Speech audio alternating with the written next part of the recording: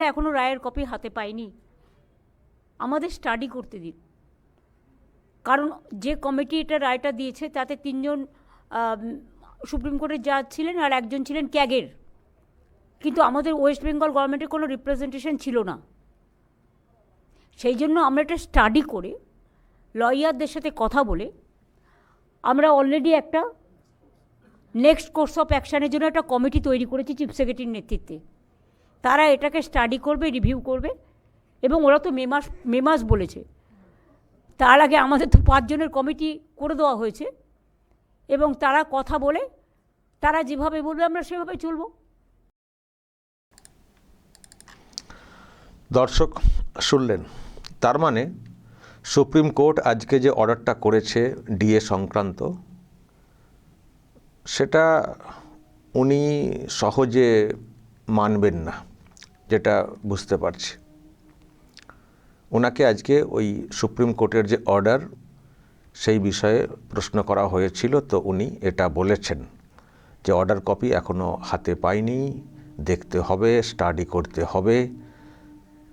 এবং যেটা বললেন যে রায়টা দিয়েছে, যে কমিটি রায়টা দিয়েছে, সেখানে তো আমাদের রাজ্যের তো কেউ ছিলেন না।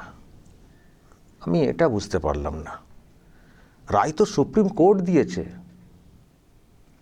রায় তো সুপ্রিম কোর্ট দিয়েছে। সুপ্রিম কোর্ট বলেছে যে যে বকেয়া আছে তার 25% এখনই দিতে হবে, বাকি যে অংশটা সেটাও দিতে হবে, কিন্তু সেটা কিভাবে, কত কিস্তিতে, বা মানে মানে যে মানে কীভাবে হবে প্রসেসটা, তার জন্যে একটা কমিটি তৈরি করে দিচ্ছি বলে কারা থাকবেন সেই কমিটিতে সেসবও বলে দেওয়া আছে, যে এই কমিটি দেখবে কি করে বাকিটা দেওয়া যায় এবং তারা রিপোর্ট সাবমিট করবে সুপ্রিম কোর্টে।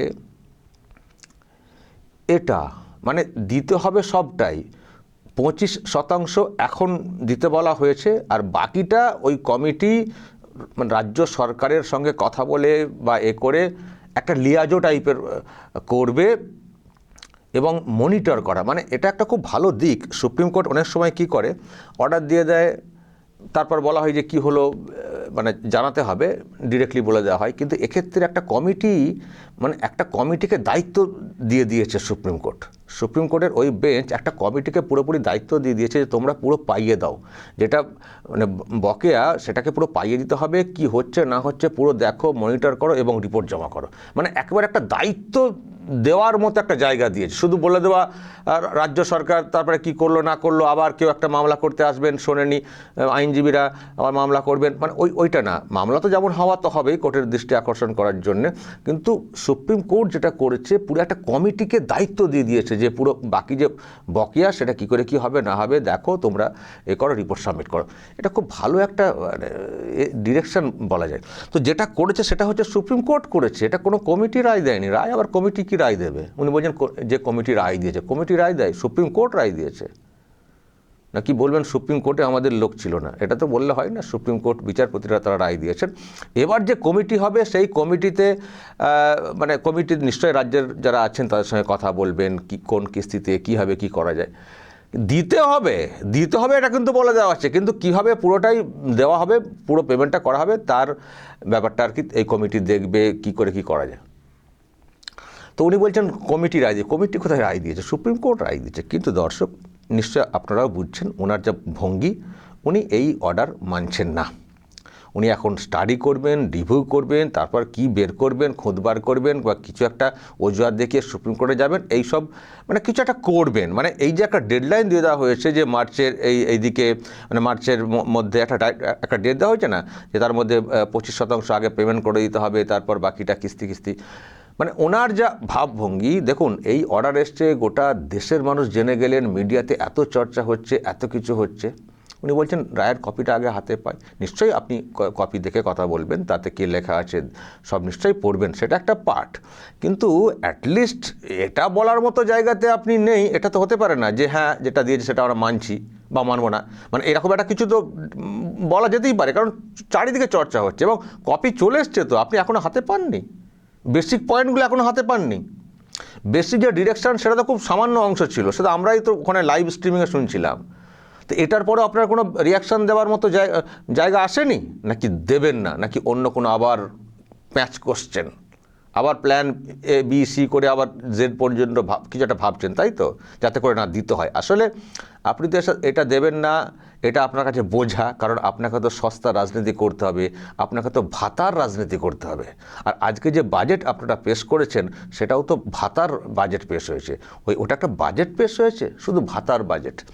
ওই যারা মুভমেন্ট করছেন বিভিন্ন ক্ষেত্রে, অনেকদিন ধরে কাজ করেন, সস্তাতে কাজ করেন, যারা কন্ট্রাকচুয়াল চুক্তিভিত্তিক কাজ করছেন, তাদেরকে তো ওই 6,000, 7,000, 8,000, 9,000 করে দেওয়া আছে, তো তাদের মুখটাতে একটু একটু করে আজকে দিয়েছেন, মানে 1,000 টাকা বৃদ্ধি এরকম করেছেন। আর সেই সঙ্গে লক্ষ্মীর ভাণ্ডার, এটা একটা বড় ভোট ভাণ্ডার, তো তার জন্যে মাসে 500 টাকা করে বাড়িয়েছেন, লক্ষ্মীর ভাণ্ডার বাড়িয়েছেন। এবং আমি দেখতে পাচ্ছি লক্ষ্মীর ভাণ্ডারের যে বৃদ্ধিটা, সেটাকে একেবারে গ্রাফিক্স করে তৃণমূল কংগ্রেস সঙ্গে সঙ্গে বাজেট, মানে ওরা রেডি করাই মনে হয় ছিল, বাজেট পেশ হয়েছে সঙ্গে সঙ্গে তাদের পেজে এইরকম দুইজনের, মানে দুই মন্ত্রীর দাঁত বের করার ছবি দিয়ে, দুটো হাতে এরকম চোতা ধরিয়ে, আর দেখুন কীরকম বানিয়ে দিয়েছেন লক্ষ্মীর ভাণ্ডার প্রকল্পে 500 টাকা বৃদ্ধি। মানে এটাই সবথেকে বড় গর্বের ঘোষণা আর কি বাজেটে, লক্ষ্মীর ভাণ্ডার 1,000 টাকা, 1,500 টাকা লক্ষ্মীর ভাণ্ডার, এটা হচ্ছে ওনাদের গর্বের ব্যাপার।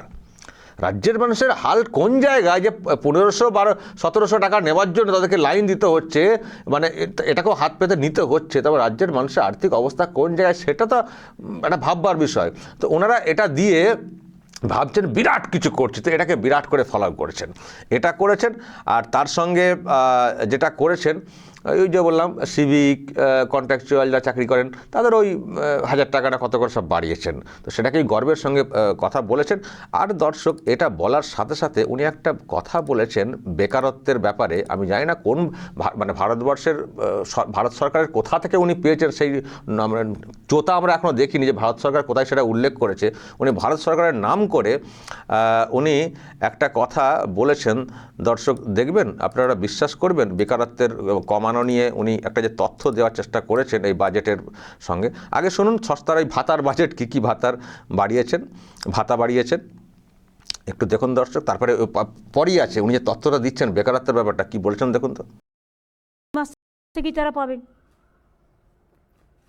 500 টাকা করে বেড়ে গেল সবার জন্য। ধরুন সিভিক, গ্রিন পুলিশ, গ্রামীণ পুলিশ, ICDS, আশাকর্মী থেকে শুরু করে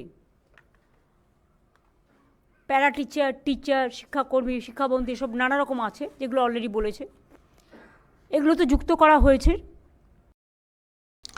মানে ওই 500, 1,000 ওই রকম ভাবুন দর্শক, যে মানুষটির বেতন একটা বড় অঙ্কের হওয়ার কথা, স্থায়ী চাকরি নেই, ওই সিভিক ভলেন্টিয়ার 9,000 না কত, 1,000 টাকা বাড়ি দাও, অমুক 5,000, 6,000 টাকা মাইনে দেওয়া হয়, তাকে 1,000 টাকা বাড়ি দাও। মানে এই যে, মানে ডিএ দেবো না, সরকারি কর্মচারীদের পূর্ণ বেতন দেবো না, বা স্থায়ী নিয়োগ করবো না, করবো চুক্তিভিত্তিক, আর সেখানে 500,000 করে দিয়ে দেবো ভোটের মুখে, দিয়ে বলো দেখো আমি কত মানবিক। ওখানে স্থায়ী চাকরিতে মানে প্রপার মাইনে দেবো না, নিয়োগও করবো না, সেই টাকা ভেঙে আমি সস্তার পলিটিক্স করবো। এগুলো করেছেন। আজকেও লক্ষ্মীর ভাণ্ডার ইত্যাদি বাড়িয়েছি অমুক তমক বলে, তাও কি লক্ষ্মীর ভাণ্ডার বলা হয়েছে ফেব্রুয়ারি মাস থেকে, ওটাই তো ভোট ব্যাংক না, ওই জন্য ওটা এখন থেকে বাড়িয়ে দেওয়া হচ্ছে। আর বাকিগুলো নাকি বলা হচ্ছে এপ্রিলের পর থেকে। এপ্রিলের পর উনি কোথায় থাকবেন উনিই জানেন, বাংলা মানুষও দেখবেন, তারপরে সেগুলো বাড়বে। এখন লক্ষ্মীর ভাণ্ডার ভোটের জন্য লাগবে, আগে এদিকে দিয়ে দাও, সব তো ভোট পলিটিক্সটা। তো এই সস্তার পলিটিক্স দর্শক উনি করার চেষ্টা করছেন, ওই টাকা না দিয়ে, প্রপারলি সিস্টেমে টাকা খরচা না করে একটু একটু করে চুইয়ে দাও, মুখের উপরে দিয়ে দাও, তাহলে আমরা বলবো দেখো দিদি কত মানবিক, দাও ভোট দাও। আর যেটা বলছিলাম দর্শক, ওই অংশটা দেখুন, বেকারত্ব কমানোর ব্যাপারটা কি বলেছেন। যে আমাদের বেকারত্ব, যেটা গভর্নমেন্ট অফ ইন্ডিয়া রিপোর্ট অনুযায়ী 45.65% কমে গেছে। এর জন্য আমি সব ডিপার্টমেন্টের কাছে, পশ্চিমবঙ্গ সরকারের সাধারণ মানুষের কাছে, ছাত্র যুবর কাছে, আপনাদের সকলের কাছে আমরা কৃতজ্ঞ। এছাড়াও আরেকটা আপনারা জেনে খুশি হবেন যে আমরা এর মধ্যে 1,72,00,000 বেশি মানুষকে দারিদ্র্য সীমার আওতা থেকে বের করে এনেছি। এটা কিন্তু মনে রাখবেন যে কোনো ডেভেলপমেন্টের একটা বড় অঙ্গ।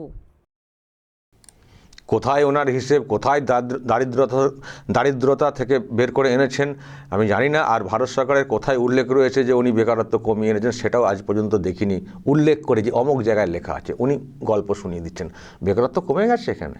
আবার তো শুনছি আপনি নাকি বেকার ভাতা দেবেন আগস্ট মাস থেকে, সেটা আবার বলছেন। এখন ভোটার অ্যাকাউন্ট মানে বাজেট পেশ হচ্ছে, উনি এখন তো বলেছেন আগস্ট মাস থেকে আমার প্রকল্প চালু হবে। কি যুবসাথী নাকি? আগে কি যুবশ্রী ছিল না? সেটার কি হলো? সেটা আছে না মরে গেছে? যুবশ্রী যে প্রকল্প আছে সব নাকি কি এমপ্লয়মেন্ট ব্যাংক নাকি সব করলেন, যুবশ্রী ব্যাংক সব নাকি মাসে মাসে টাকা দেবেন, সেটা দেওয়া হয়। তাহলে প্রকল্পগুলো তৈরি করার কি মূল্য আছে? মানে একটা করে চালু করবেন, কিছুদিন পর বন্ধ হয়ে যাবে, আবার নাম পাল্টে দিয়ে অন্য একটা নতুন প্রকল্প, দেখো আমি এতগুলো প্রকল্প করলাম, তাতে কী লাভ? বেকার ভাতা দেবেন। একটা সরকার এখন থেকে বলছে আগস্ট মাস থেকে আমরা মাধ্যমিক পাস ছেলেমেয়েদেরকে বেকার ভাতা দেবো। তাও আবার ওখানে আবার কী সব টুইস্ট আছে, কি স্কলারশিপ যারা নেননি তারা পাবেন। এখন তো স্কলারশিপ তো স্কুলে সবাই কি তো দিয়ে দেওয়া হয়, ফলে তারা কতজন ওর জন্য এলিজেবল হবেন সেটা একটা ব্যাপার রয়েছে। কিন্তু হয়তো প্রচারে হবে সবাইকে দেবো, কিন্তু কাজের সময় দেখবেন সবাই পাবেন না। ওকে, সেটা আবার 5 বছর পর্যন্ত সর্বোচ্চ দেওয়া হবে, সর্বোচ্চ 5 বছর, তারপরে না 40 বছর পর্যন্ত না, কী সব বলা হয়েছে। এসব ভাঁওতা জাগলারি চলছে। আর একটা সরকার এখন থেকে বলছে বেকার ভাতা দেবো, তারা কর্মসংস্থানের কথা বলছে না, কাজের কথা বলছে না, চাকরির কথা বলছে না, বলছে বেকার ভাতা দেবো। ভাবুন দর্শক, কী সরকার, কী সরকার! এদের একটাই উদ্দেশ্য, লক্ষ্মীর ভাণ্ডার দিয়ে মহিলাদেরকে বুঝিয়ে শুধু ভোটটা আদায় করো, মহিলাদেরকে দিলেই গোটা পরিবারের ভোট মনে হয় চলে আসবে। এই হচ্ছে ওনাদের ভাবনা। তবে আমার মনে হয় লক্ষ্মীর ভাণ্ডার যারা পাচ্ছেন পান, নো প্রবলেম, কিন্তু এটা কখনো পার্মানেন্ট সমাধান হতে পারে না। যদি পার্মানেন্ট সমাধান হতে হয় চান আপনারা, তাহলে কর্মসংস্থান, শিল্পায়ন এসব জরুরি আছে রাজ্যে। আর যদি সেটা করতে হয় তাহলে সবার আগে এনাকে উল্টাতে হবে। ওরকম লক্ষ্মীর ভাণ্ডার 1500 1700, আচ্ছা আগে যে দেওয়া হতো না, চলতো না সংসার, ছেলেমেয়েদের ইনকাম ছিল না। যত দিন যাচ্ছে ছেলেমেয়েদের ইনকাম কমে যাচ্ছে, ছেলেমেয়েদেরকে এখান থেকে চলে যেতে হচ্ছে অন্য রাজ্যে। সদ্য বিয়ে করেছেন ছেলে, তার বউ ছেড়ে ভিনরা যাওয়ার 1.5 বছর পরে ফিরবেন। ভাবুন তো জীবনটা। আপনারা হয়তো খুব মানে ওপর দেখেন, একটু ডিপলি কখনো ভেবে দেখেছেন যে সদ্য বিয়ে করেছেন 6 মাস, চলে গেলেন চেন্নাইয়ে, চলে গেলেন মুম্বাইয়ে, চলে গেলেন দিল্লিতে, 1.5 বছর পর ছেলেটা আসছেন। বলুন তো তাদের ব্যক্তিগত জীবনটা কোন জায়গায় কেউ আমরা কখনো ডিপলি ভেবেছি? কিন্তু এই অবস্থা হয়ে গেছে, কোটি কোটি ছেলেদের সব এখান থেকে চলে যেতে হচ্ছে। ফলে লক্ষ্মীর ভাণ্ডার দিয়ে কী হবে? মা পাবেন লক্ষ্মীর ভাণ্ডার, বউ পাবেন লক্ষ্মীর ভাণ্ডার, আর কিন্তু স্বামীকে তারা পাবেন না। স্বামীদেরকে থাকতে হবে ওই অন্য জায়গাতে, স্বামীদেরকে থাকতে হবে অন্য রাজ্যে, সেই বিজেপি শাসিত রাজ্যে যেতে হবে, সেই গুজরাটে যেতে হবে। এগুলো ডিপলি বুঝতে হবে যে লক্ষ্মীর ভাণ্ডার দিয়ে রাজ্যটার সর্বনাশ করে দিয়ে, ঘরের লক্ষ্মীকে ঘরে রেখে দিয়ে স্বামীদের থেকে কতটা ডিস্ট্যান্স করে দিচ্ছেন এই মুখ্যমন্ত্রী। লক্ষ্মীর ভাণ্ডার দিয়ে রাজ্যটা সর্বনাশ করে দিয়ে স্বামীর সঙ্গে কতটা ডিস্ট্যান্স করে দিচ্ছেন দিনের পর দিন। এটা ভাবতে হবে। শুধু হাতে টাকা পেলেই হয়ে যায় না, স্বামীকে পান কি কাছাকাছি? যত দিন যাচ্ছে দেখতে পাচ্ছি তো কত লোক এখান থেকে চলে যাচ্ছে। আবার যদি এই সরকারটা আসে, দেখবেন এই লক্ষ্মীর ভাণ্ডার নিয়ে থাকবেন, সংসার তো অত চলে না। আর আসল সংসার যেটা, একটা ভরা সংসার, স্বামী স্ত্রী ছেলেপুলে সবাইকে নিয়ে, সে স্বপ্ন আর ফিরবে না, ঘুচবে না। দর্শক বলবেন আপনারা ওনার এই সস্তার পলিটিক্স যেটা উনি করেছেন। আজকে শুভেন্দু অধিকারী উনি একটা রিয়াকশান দিয়েছেন ওনার এই বাজেট প্রসঙ্গে, আমি সেটাও আপনাদেরকে একটু শোনাই। উনি কি বলেছেন যে বাজেট প্রকাশ হয়েছে, কোনো শিল্পায়ন, কলকারখানা, বাণিজ্য, এইসব বড় হাসপাতাল, কলেজ, এইসব নিয়ে কথা নেই, সব ভাতা। একটা সরকার মানে করছে ভাতার বাজেট, রাস্তাঘাট উন্নয়ন বড় করবে, প্রজেক্টের কথা যেটা শুনলে ছেলেমেয়েদের স্বপ্ন বাড়বে, সেসব নেই। বুঝে ভাতা 1000 টাকা বাড়ালাম, এটা একটা সরকার? ভাতার সরকার? দেখুন দর্শক, শুভেন্দু অধিকারী কি রিয়াকশন দিয়েছেন এই বিষয়ে দেখুন।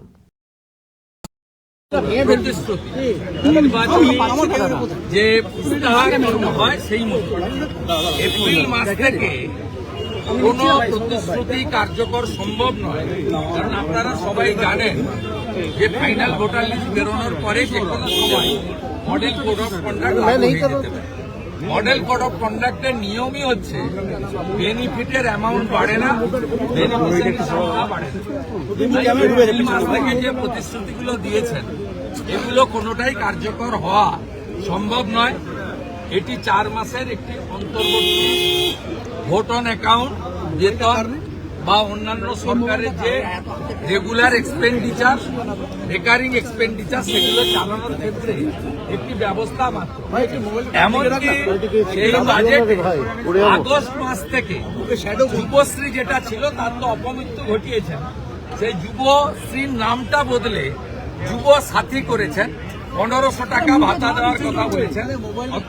অথচ এই মুখ্যমন্ত্রীর আমলে ডক্টর অমিত মিত্রর পেশ করা বাজেটে বেকার যুবকদের জন্য যুবশ্রীর কথা বলা হয়েছিল, পোর্টাল চালুর কথা বলা হয়েছিল, বেকার ভাতার কথা বলা হয়েছিল।